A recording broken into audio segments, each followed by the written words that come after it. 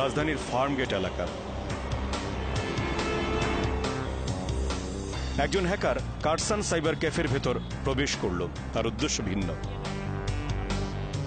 সাধারণ মানুষের মতো এই হ্যাকার একটি কম্পিউটারে বসল 30 মিনিটের জন্য।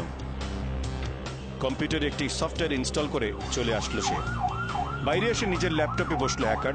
ভেতরের কম্পিউটারে যা হবে সব কিছু দেখতে পাবে সে ল্যাপটপে। অর্থাৎ নিজের ল্যাপটপ দিয়ে সাইবার ক্যাফের কম্পিউটারের নিয়ন্ত্রণ নিয়ে নিল সে। এবার অপেক্ষা, আমরা দেখব কে বসে সেই কম্পিউটারে। ল্যাপটপে একটি সংকেত আসলো, অর্থাৎ কেউ একজন সেখানে বসেছে। এবার সেই কম্পিউটার থেকে ইমেইল আসা শুরু হলো। মেইল খোলার সাথে সাথে ভেসে উঠল কারসান সাইবার ক্যাফের নাম। এখান থেকেই বোঝা যাচ্ছে কম্পিউটারে বসা ব্যক্তিটি বিডি জবসে ঢুকলো, অর্থাৎ চাকরির সন্ধান করছে সে। ব্যক্তিটির নাম জানতে হবে, কিন্তু যতক্ষণ না সে তার মেইল অথবা ফেসবুক আইডি খুলবে ততক্ষণ আমরা তার নাম জানতে পারবো না। ব্যক্তিটি মেইল খুলেছে। মেইলের উপরে ডান পাশে ভেসে উঠল ওবায়দুর। হ্যাকারদের নিয়ন্ত্রিত পিসিতে উবাইদুর রহমান নামে একজন আছেন। এখন আমরা দেখব কে সেই উবাইদুর রহমান। আমরা এখন যাচ্ছি ওই সাইবার ক্যাফেতে।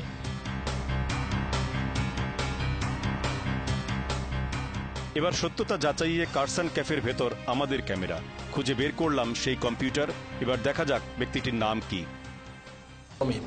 আচ্ছা, উবাইদুর রহমান অমিত। ধানমন্ডির শঙ্কর এলাকা। এবার শঙ্কর প্লাজার মাজেদা সাইবার ক্যাফে টার্গেট করলো হ্যাকার।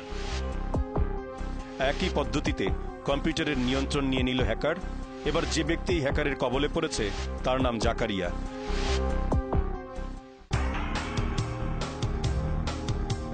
আবারও সত্যতা যাচাইয়ে আমাদের অবস্থান সেই ক্যাফের ভেতর। হ্যাঁ, একটু কথা বলতে পারি? আচ্ছা, আপনার নামটা? জাকারিয়া মাসুদ।